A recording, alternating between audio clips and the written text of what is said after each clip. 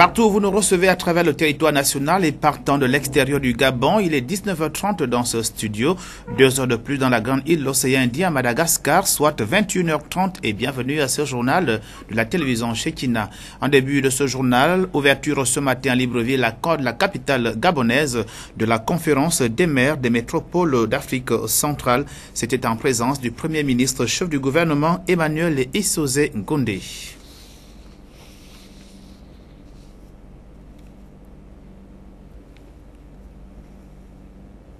Nous parlerons également de cette édition d'information, de lancement Canal Box par la compagnie de téléphonie de communication Canal Plus en partenariat avec des structures de communication gabonaises. Les détails, ce sera avec Audrey Mabiam.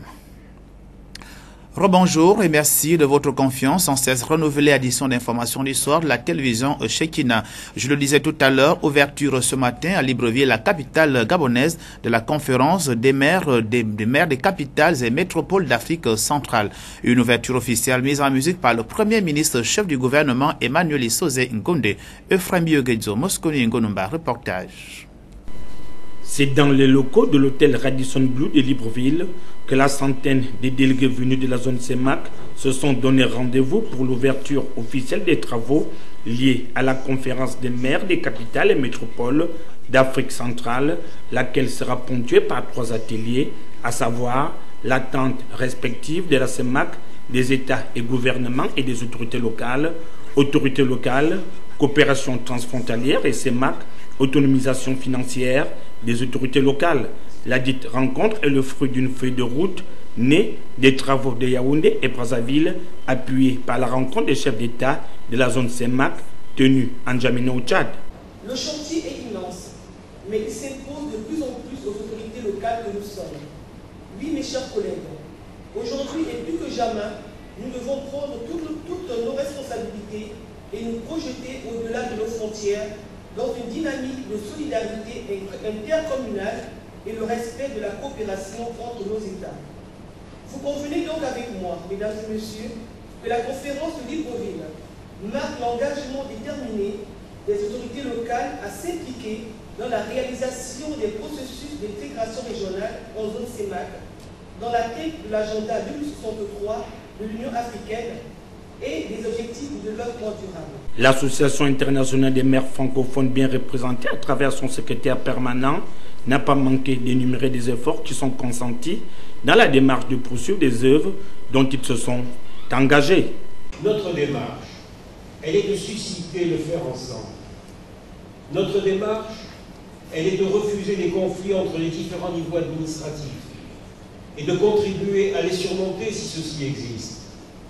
Notre démarche, partout, est animée par ce nécessaire respect. Et c'est ainsi que doit être vue cette volonté de terminer un projet ou d'en remettre les résultats entre les mains des bénéficiaires, comme nous l'avons fait en remettant les sources de nos logiciels de gestion au Cameroun, à Madagascar ou aux Comores. En disant cela, nous nous conformons certes aux vœux de notre partenaire, l'Union européenne, mais aussi au sommet des chefs d'État et de gouvernement de l'Union africaine qui a traité de l'agenda urbain. Notre démarche s'inscrit dans le prolongement de la semaine pour l'Afrique, c'était il y a quelques jours, et elle est respectueuse de l'agenda 2063, vision et aspiration africaine, adoptée à Addis Abeba le 31 janvier 2015, lors du sommet des chefs d'État et de gouvernement du continent. Vous le savez, cet agenda ambitionne d'apporter de grandes solutions aux problèmes qui touchent l'Afrique avec, entre autres, la promotion de la croissance inclusive et du développement durable. Cela, de façon à faire de l'Afrique un partenaire fort et influent. L'urbanisation telle que vécue sous d'autres cieux affecte également la zone CEMAC de façon rapide.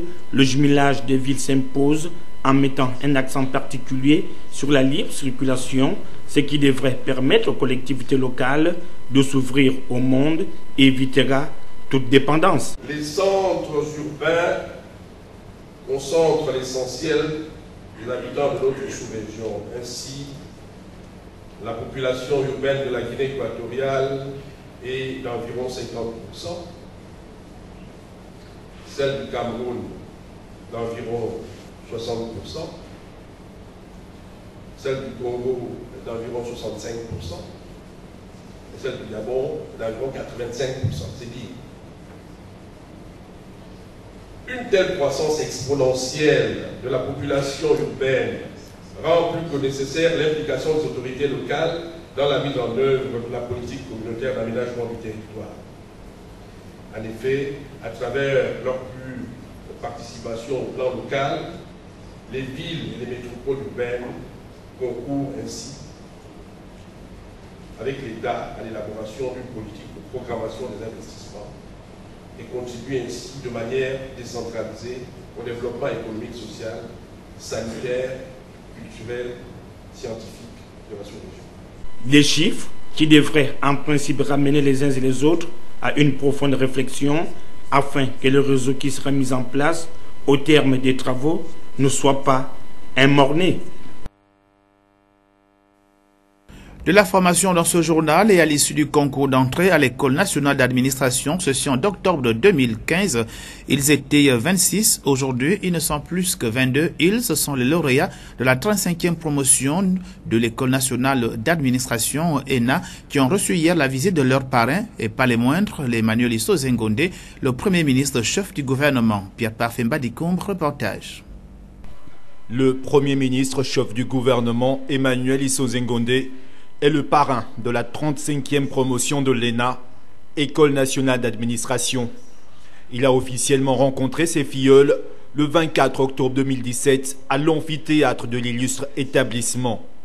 Composé de 22 élèves inscrits dans 5 filières, 7 conseillers des affaires étrangères, 3 inspecteurs principaux du travail, 7 administrateurs civils, 3 administrateurs de santé et 2 administrateurs scolaires et universitaires, la 35e promotion de l'ENA s'est dite très honorée que le Premier ministre ait accepté son parrainage. D'abord, en raison de vos valeurs intrinsèques qui fondent votre engagement au service de vos compatriotes et vos qualités personnelles profondément humanistes, ainsi que votre sens marqué de la rectitude morale, de la rigueur et du travail bien fait. Ensuite, du fait de votre grande qualité intellectuelle qui honore ce que nous avons en partage.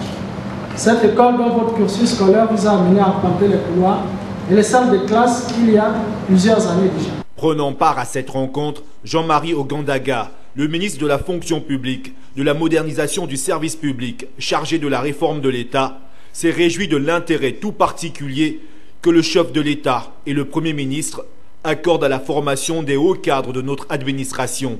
Notre établissement se veut d'être un acteur majeur dans la formation des hauts cadres de notre administration, répondant ainsi aux vœux clairement exprimés par son Excellence Ali Bongo Ondimba, président de la République, chef d'État, et vous-même qui désirez pour notre pays de disposer d'une administration compétente, efficace et performante. C'est dans ces cadres que notre établissement, à la faveur du conseil d'administration tenu le 6 octobre 2015, s'est résolument engagé dans une réforme qui a conduit notamment à la révision des curricula, qui transforme désormais notre formation, la première année, en une année de tronc commun au sein de laquelle un enseignement interministériel de haut niveau est donné à l'ensemble des élèves. La spécialisation se faisant désormais en deuxième année. Le passage de la première année en deuxième année conditionné désormais par l'obtention d'une moyenne annuelle supérieure ou égale à 12 sur 20. L'ouverture à l'international de notre établissement avec la signature de 3 partenariats avec l'ENA de France, l'ENA de Québec et MLIS de Singapour. Visiblement sous le coup de l'émotion, Emmanuel Issou Zengonde a pris la parole pour exhorter ses filleuls à se sentir rassurés quant aux attentes de leurs différentes administrations. Je voudrais vous dire que vous avez passé 2 années ici et au cours de ces années, vous avez bien sûr appris à maîtriser les rudiments du fonctionnement de la haute administration. Ce sont des éléments fondamentaux et indispensables pour la bonne gestion de vos carrières futures. La formation que vous avez pu suivre ici vous permettra de gérer les difficultés auxquelles vous serez confrontés plus tard avec une certaine hauteur, avec une certaine autorité. Vous devez vous sentir rassuré parce que ces outils, cette formation vous permettent évidemment d'être à la hauteur des attentes que le gouvernement pourrait avoir, à la hauteur des attentes que vos administrations respectives auront vis-à-vis de vous. Depuis près de 2 ans, l'ENA fait face aux circonstances dues à la baisse des recettes dans les caisses de l'État, notamment la suppression de la dotation relative aux séminaires de formation organisés en partenariat avec l'ENA de France, tout comme le partenariat avec l'ENAP du Québec. Mais au-delà de ces difficultés, l'établissement dispose des équipes administratives et pédagogiques motivées et totalement dévolues à la tâche.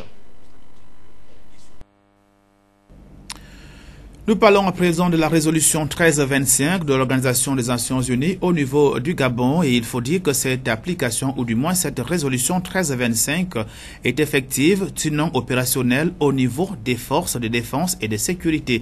Nous écoutons à propos son Excellence Amouli Kabarouza qui est au micro d'Inès Mungamambo et devant la caméra de Yasser Nicolandong. Nous savons qu'il y a des efforts qui sont fournis par le Gabon, particulièrement ces dernières 5 années, le Gabon a fait des progrès incroyables en ce qui concerne la prise en compte des femmes dans le domaine de la paix et de la sécurité. Par exemple, il suffit de regarder par exemple le nombre de femmes qui ont été recrutées dans la police au Gabon. On le voit, les 5 dernières années, ça a été impressionnant, le nombre de femmes qui ont été engagées dans la police. Dans l'armée, on voit également plusieurs femmes qui sont dans l'armée, de plus en plus, et qui montent de grade, qui entrent dans les fonctions de commandement au niveau de l'armée. Donc ça démontre concrètement qu'il y a des efforts que le Gabon essaie de faire. En ce qui concerne la diplomatie, le ministère des Affaires étrangères du Gabon, il y a plusieurs femmes ambassadrices. Et qui ont plusieurs qui ont le rang d'ambassadeur et qui participent à des missions de plaidoyer, des missions de prévention des conflits. Le groupe Vivendi Africa Gabon, en synergie avec Canal Plus Gabon, met sur le marché le Canal Box qui va faire vivre aux Gabonais l'Internet autrement. Audrey Mebiam, Yvon Bertrand Koumili Kandoumba, reportage. C'est à 11h sous le chapiteau d'un hôtel de la capitale gabonaise, paré aux couleurs de Canal, que s'est tenu un point de presse organisé par ce dernier. Cérémonie de lancement du Canal Box en synergie avec GVA Gabon, groupe Vivendi Africa, qui est un nouvel acteur sur le marché des télécommunications en Afrique, spécialisé dans la fourniture d'accès Internet très haut débit. Objectif, offrir Internet très haut débit à destination du grand public et des entreprises gabonaises via son réseau en fibre optique FTTH, Fiber to the Home, en y ajoutant une qualité de service inégalée à des prix véritablement accessibles. L'alliance GVA Gabon et le groupe Canal Plus Gabon va se faire sur la base de leur savoir-faire commercial en matière de services de qualité, des bouquets offerts aux consommateurs, mais aussi à la forte popularité, sinon la présence remarquable de Canal Plus. C'est ce qu'explique le directeur général de GVA Gabon. Une marque très forte, un service de qualité avec des personnes dédiées vraiment au suivi de la clientèle. Alors, ce mariage, bien sûr, qui va s'opérer entre le savoir-faire commercial de Canal Plus Gabon et l'expertise technique avérée de GVA Gabon, va donner naissance à une marque qui s'appelle Canal Box, qui est l'Internet puissance Canal. Donc ça veut tout dire quand on dit l'Internet puissance Canal. Alors, qu'est-ce qu'on apporte de manière concrète? C'est l'expérience. Précisons que cette cérémonie s'est déroulée en présence du secrétaire exécutif de l'ARCEP Gabon, Autorité de régulation des communications électroniques et postes de la République gabonaise, représenté par M. Serge Essongué, en remplacement du président du Conseil de régulation de l'ARCEP, M. Lin Mombo Empêché. En effet, le 23 septembre 2015 précisément, agissant en conformité avec les plus hautes instructions des autorités de la République et face au caractère inédit de la demande qui lui était présentée par le groupe Vivendi Africa, l'ARCEP avait engagé, avec le concours financier de la Banque mondiale et l'assistance technique du cabinet international stratégique SCOUT, des études pour mieux circonscrire le périmètre d'activité de GVA. Une cérémonie riche en couleurs et dont le discours de clôture a été fait par Alain-Claude Bilibinzé, ministre d'État, ministre de la Communication, chargé de l'éducation populaire et de l'industrie. Ce dernier a d'ailleurs salué cette union car elle se traduira par une double ambition, faire du Gabon un pays en développement en matière d'éthique et attirer des investisseurs étrangers. Que la boxe Canal que nous lançons ce matin va contribuer de manière significative à l'épanouissement socio-économique de nos populations, mais va permettre surtout aux entreprises et aux PME de bénéficier d'une connexion stable et à haut débit. Ce nouveau produit devrait également apporter aux populations une connexion Internet plus compétitive à travers un réseau de fil optique aérien. Et bien entendu, si chacun a bien fait attention à ce qui a été dit et qui est dit depuis ce matin, faire en sorte que grâce à la concurrence, les coûts soient de plus en plus bas pour nos populations, par ces moments de plus en plus difficiles qu'il nous faut affronter. Sur un tout autre plan, un enjeu pour jour depuis la tenue de la dernière élection présidentielle en terre gabonaise, laquelle a laissé des stigmates ou encore des violences encore visibles, notamment la destruction des biens publics, le cas de l'Assemblée nationale dont les présumés auteurs ou commanditaires sont toujours méconnus. Reportage. La crise post-électorale a révélé un certain nombre d'atrocités, un pic de mécontentement dont on ne va plus donner ici les mobiles, mais jamais comparable aux précédents événements post-électoraux. Le fait troublant, à titre comparatif, c'est l'atteinte portée aux biens publics dont certains sont des symboles d'exercice du pouvoir normatif, si ce n'est législatif. Le plus distinctif de ces édifices publics, c'est la Maison du Peuple, l'Assemblée nationale. Fleuron de la modernisation des édifices administratifs, le palais Léon Bar surplombe royalement le boulevard triomphal Omar Bongo. Après une crise post-électorale, en dépit de l'embellie gargote qu'il présente toujours, il est un champ de ruines de l'intérieur. Visité quelques jours après par d'anciens candidats à l'élection présidentielle, la condamnation est certes réelle. J'ai des larmes aux yeux. Je dis plus jamais ça. Je m'adresse à tout le monde, à toutes les couches de notre pays, pour dire que plus jamais ça. Plus jamais ça. Il y a d'autres façons de s'exprimer, pour dire non. Mais celle-là n'est pas la meilleure. Et elle laisse des larmes, elle laisse des traces indélébiles. Je vous dis encore, plus jamais ça. Mais on en est resté là, rien d'autre, en dehors de quelques bribes d'accusations. On se met en marge des institutions.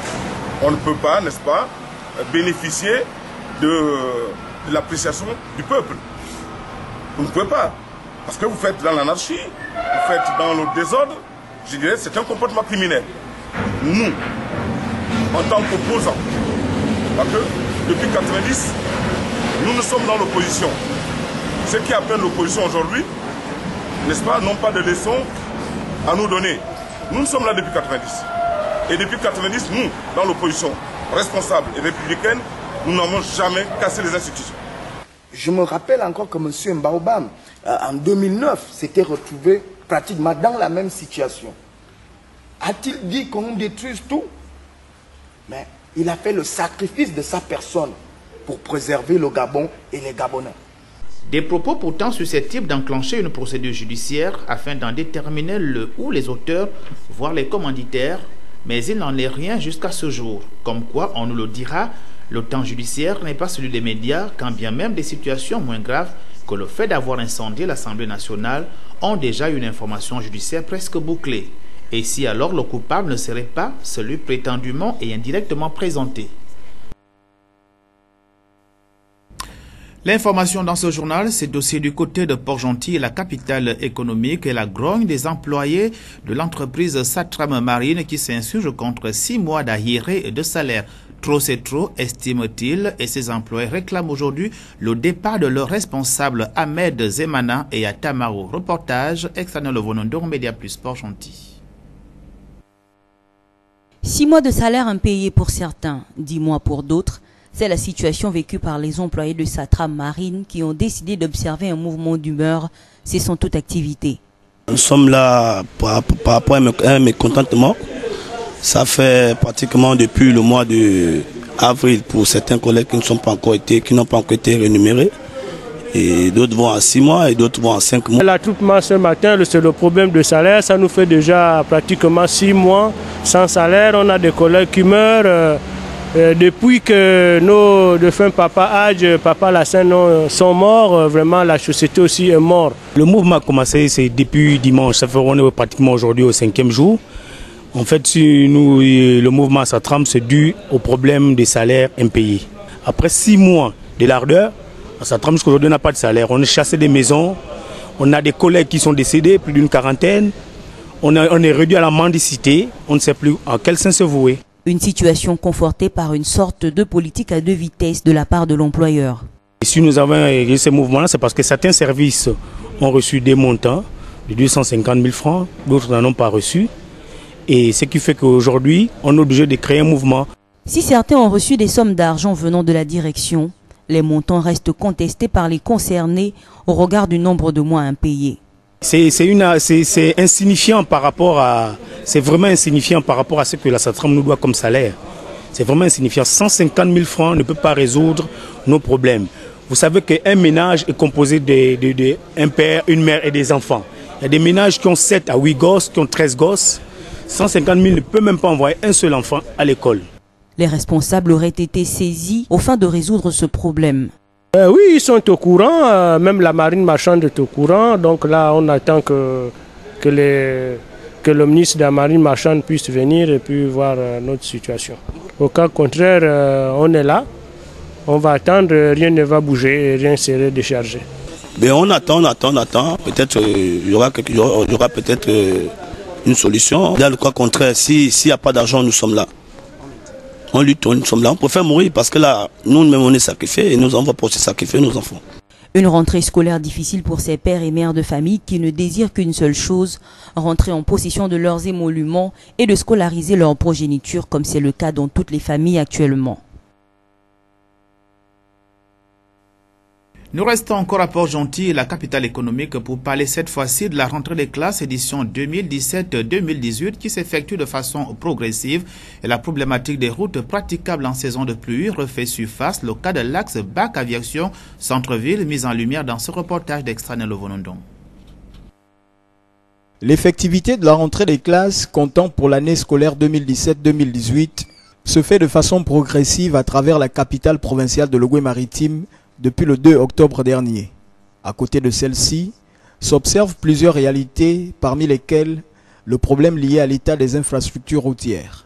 Cette voie principale, ralliant le CS Bac Aviation au centre-ville et bien d'autres quartiers de la commune, étant une illustration parmi tant d'autres. Ici, les riverains éprouvent d'énormes difficultés à communiquer assez facilement avec l'extérieur, ceci depuis plus de 5 ans déjà. On répète chaque année, la route là, ça fait combien d'années que c'est comme ça? Donc c'est vraiment des problèmes pour nous. Tout à l'heure, je voulais prendre un taxi pour le déposer là à l'hôpital. Juste à la sortie, j'ai dit 300, il a dit non, il faut miser 500. J'ai dit non, je ne donne pas. Donc nous sommes déçus. Un problème qui devra à nouveau contraindre les parents d'élèves à débourser des sommes colossales en cette énième année académique. Si cette zone-là était travaillée, ça devait faire une facilité, mais c'est une route qu'on entreprend, on le coupe.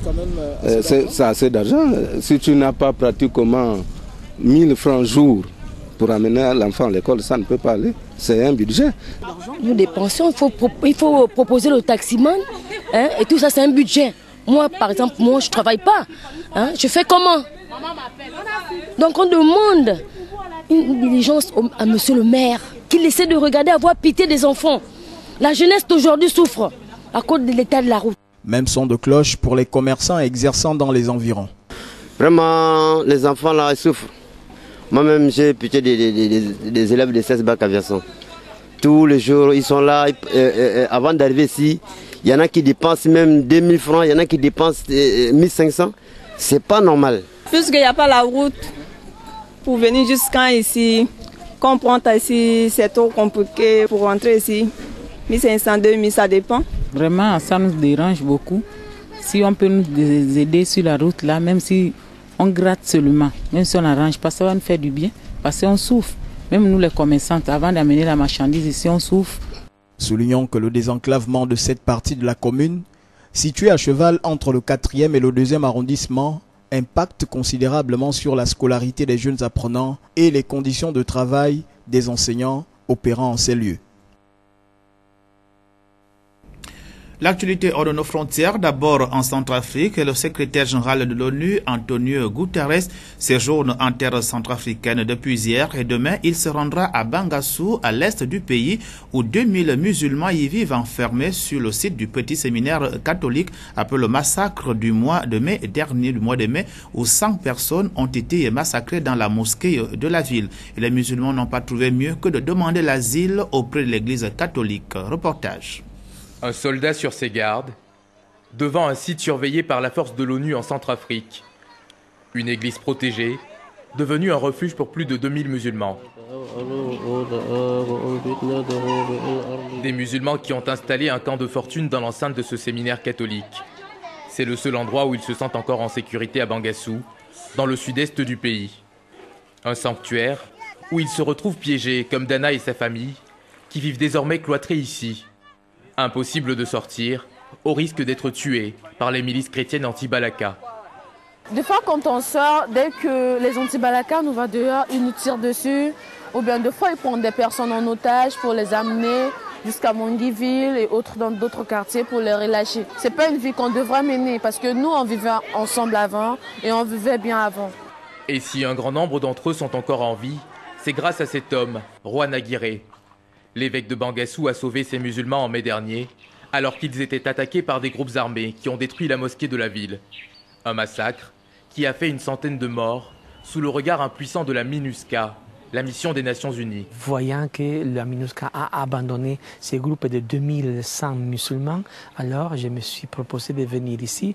Et quand ils m'ont vu habillé avec ma soutane blanche, alors ils ont arrêté de tirer. Alors je me suis mis au milieu entre les francs-tireurs et la mosquée pour essayer qu'ils arrêtent cette boucherie qu'ils étaient en train de commettre. Pour ces musulmans, impossible d'aller à l'hôpital. 3 fois par semaine, ils reçoivent des soins sur place. Une situation sanitaire de plus en plus alarmante. Plus le jour avance, et ça prend de plus en plus de l'ampleur. Et ça ne nous facilite pas vraiment la tâche sur le terrain. Pour briser le siège qui leur est imposé depuis 5 mois, les musulmans de Bangassou comptent désormais sur la visite du secrétaire général de l'ONU, prévue ce mercredi. Nous restons encore hors de nos frontières, cette fois-ci aux États-Unis d'Amérique, et le président américain Donald Trump a autorisé la publication prochaine de milliers de nouveaux documents sur l'assassinat de John Kennedy, des documents sous-scellés depuis plus de 50 ans et qui ont conduit à la théorie du complot. Reportage. Son assassinat hante encore l'histoire des États-Unis. Le 22 novembre 1963, John Kennedy traverse en voiture le centre-ville de Dallas, bastion ultra-conservateur, quand il reçoit un premier tir dans le dos. Alors qu'il se tient la gorge, une seconde balle le touche en pleine tête. Son épouse Jackie Kennedy est prise d'effroi. Très rapidement, son assassin présumé, Lee Harvey Oswald, 24 ans, est arrêté, avant d'être lui-même tué par un déséquilibré 2 jours plus tard. La commission Warren, chargée de l'enquête, retient la thèse du tueur isolé. Mais pendant des décennies, l'événement alimente de nombreuses théories du complot. Aujourd'hui encore, des zones d'ombre persistent, car la totalité des 5 millions de documents n'a pas encore été révélée. Pourtant, une loi de 1992 impose leur publication. Hier, Donald Trump a confirmé dans un tweet qu'il allait déclassifier celles restantes dès jeudi prochain. Sous réserve de la réception de nouvelles informations, je vais autoriser en tant que président que les dossiers JFK longtemps bloqués et classés top secret soient ouverts. 3100 documents au total n'ont pas encore révélé tous leurs secrets. Ces nouvelles archives pourraient préciser le rôle joué par la CIA qui surveillait déjà avant le drame Lee Harvey Oswald. Elles pourraient aussi révéler des informations sur son parcours et s'il a bénéficié d'éventuelles complicités.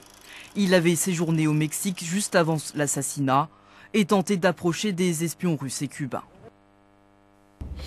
International encore, mais cette fois-ci dans la rubrique Expression libre avec Rosine Ndjeyangwe qui vous a posé la question de savoir que signifie le FMI. Que signifie FMI? Fonds monétaire international. Merci. Que signifie FMI? Fonds monétaire international. Merci. Merci. Que signifie FMI? Le Fonds monétaire international. Merci. Bonjour. Que signifie FMI? FMI. Fonds monétaire. Je ne connais plus. Fonds monétaire international, quelque chose comme ça. Merci. Que signifie FMI? C'est le Fonds monétaire international.